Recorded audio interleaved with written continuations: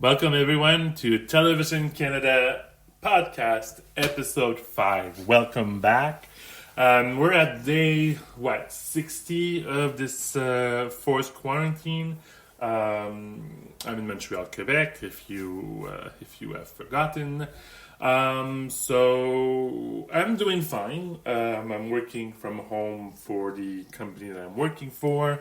I've restarted working on my websites and doing some of the hobbies inside.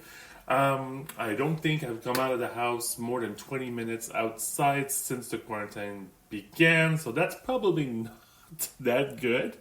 But overall, we're optimistic. Nobody in my family is sick. Nobody has experienced any of the symptoms. So we're in a happy place right now. So today the topics, we have a lot of topics to cover and not a lot of time, so we'll dive right into it with some bad news for the Television Canada website. Frequent flyers of my website would probably have noticed that articles are missing. Episode recaps of certain shows are missing. And that's my fault because I didn't do my backups regularly like you should do when you have a major website. So I lost a year of content. So it's literally a year. And there's no backup that exists for that period. It's not misplaced. It just, I didn't do a backup in a year. Which is really, really, really bad.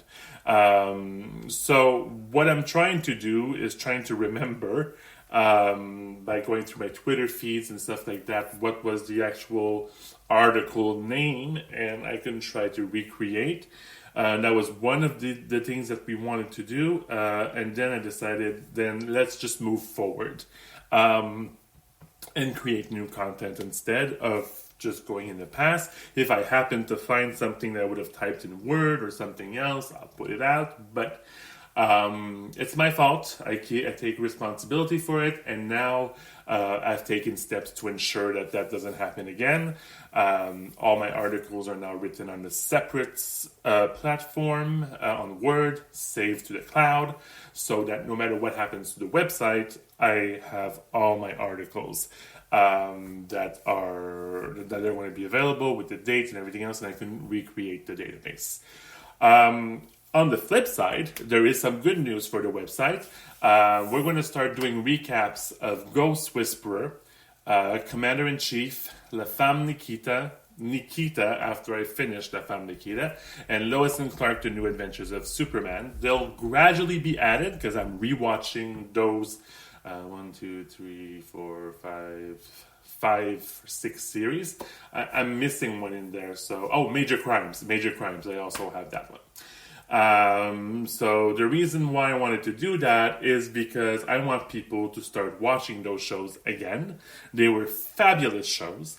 For those who don't remember, Commander-in-Chief was a TV show that starred Gina Davis, the incredible Gina Davis, on ABC. It sadly ran for one season, and she suddenly becomes president. But the problem is that she's not in the same party as the we'll say dying president. So drama ensures. There's a great cast. It's an incredible series. I really don't know why people weren't drawn to it.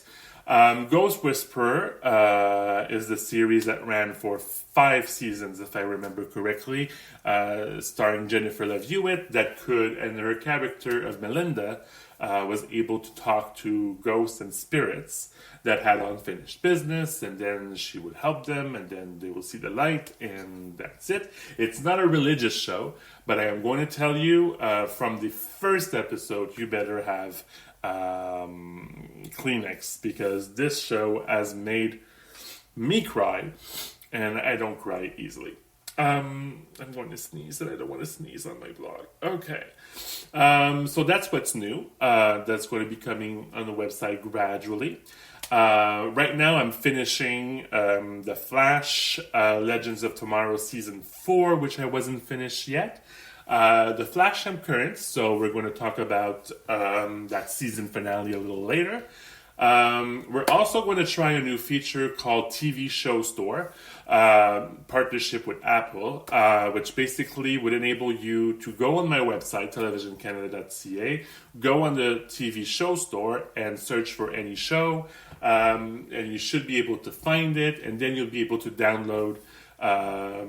You need to purchase, but download your favorite shows. The advantage of doing it with Apple is that you could have it on multiple Apple devices, and it's yours forever. It's not like a DVD. It's not like Netflix that does a rotation. It's yours. You keep it, and a little percentage of all the sales that are taken from Television Canada will go back to the content. So either longer podcast, new features, new stuff. So very excited about that. Also, we have a new Facebook page, which was actually an old page, but we brought it back. I decided to do a group. It was too restrictive, so I linked the group to a new Television Canada page. So if you look for Television Canada, you should see the Canada flag, and you don't need to be approved. You could just go on it, post, and enjoy. Later on, I'm going to be adding a poll and get this, Facebook community going. I don't like Facebook page, so I'm trying to find an alternate solution. I find it too restrictive. I don't have a section where I could put my podcast links and stuff like that, so bear with me for a while. So let's continue with good news. Star Trek fans around the world rejoice. Your prayers, your pleas has been heard by CBS All Access. We will see again Ethan Peck, Anson Mount, and Rebecca Robson as Spock, Captain Pike, and Number One in a new Star Trek spin-off from Star Trek Discovery called Star Trek Strange New Worlds. So it's officially a go at CBS. Obviously, the problem is this coronavirus, so we don't know when it's going to come into production. If I'm going to go with logic, it's probably going to go be filmed and available after the Section 31 spin-off that's supposed to start filming once we're able to start filming something. I've said this in the past, I've probably written it, probably gone in that 1 year of content. I'm not a fan of the original series. I hated the original Star Trek with a passion. And the first few seasons of The Next Generation. When they updated and the special effects were on par, and it wasn't like people in costumes that was so obvious that it was a costume, and all the rooms weren't freaking annoying colors, that's when I got hooked to Star Trek. So Star Trek The Next Generation, Deep Space Nine, Voyager. I've watched Enterprise, not my favorite. And I'll be very honest, until Discovery, anything that was in the past kind of annoyed me, because I wanted new series that were set in this, in the timeline of The Next Generation, DS9, Voyager, and obviously that was never happening. So when Discovery was announced, it was 10 years before Kirk, and we're like, why are we going in the past? But the Star Trek Discovery, from the very first episode, was an amazing trip. If you're still having doubt about watching Star Trek Discovery, please don't. Start the series now, because for some kind of reason, Star Trek Discovery Season 3 is not coming out. We do not know why. There's no dates. When Star Trek Picard ended, there was a little teaser where you saw, I'm so sorry, I'm very bad with names, Sonica, with the flag of the Federation, and it was written coming soon, but that's been months. CBS's mum. So take this time to catch up. Watch Star Trek Discovery. Season 1 and Season 2 are completely different in feel. And I think what shined across the second season is Anson Mount and Ethan Peck, which were there more often than Rebecca, but Rebecca was also on it, also in. And that gave them the opportunity to continue the story of Pike, Spock, another one. There's a few Star Trek short treks. I think there's 2 of them that features them, or some of them. So watch them, and you'll see the reason why it was a no-brainer to have a Star Trek series with them. I love the title, Star Trek Strange New Worlds. We went back to a more conventional title than just Star Trek Picard.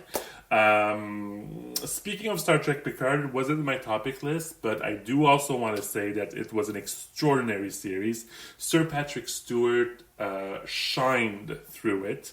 If you're going to start Star Trek Picard, I have to warn you, the first few episodes are a little...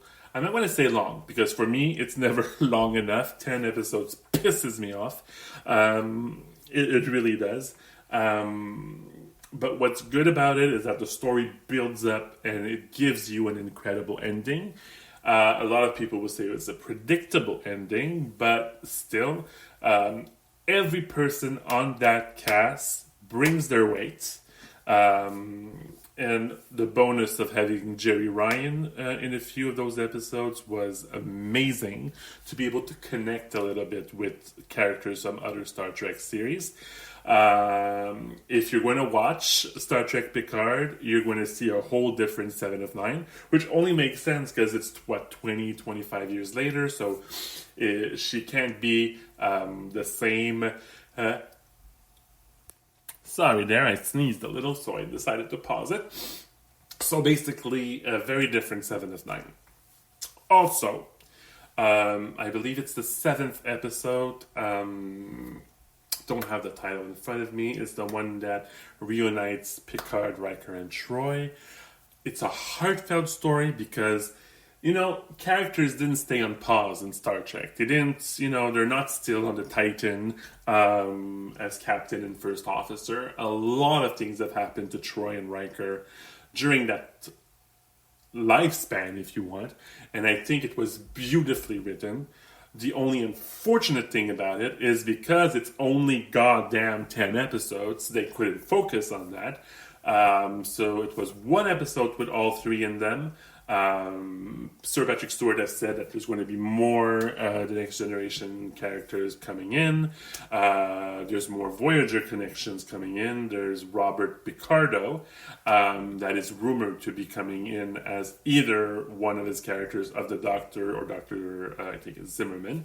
There's also very strong rumors that Kate Mulgrew might make an appearance, which would be fantastic. I love Janeway, and since Kate Mulgrew, sorry about that, and Jerry Ryan has made peace, maybe their on-screen reunion will be much better.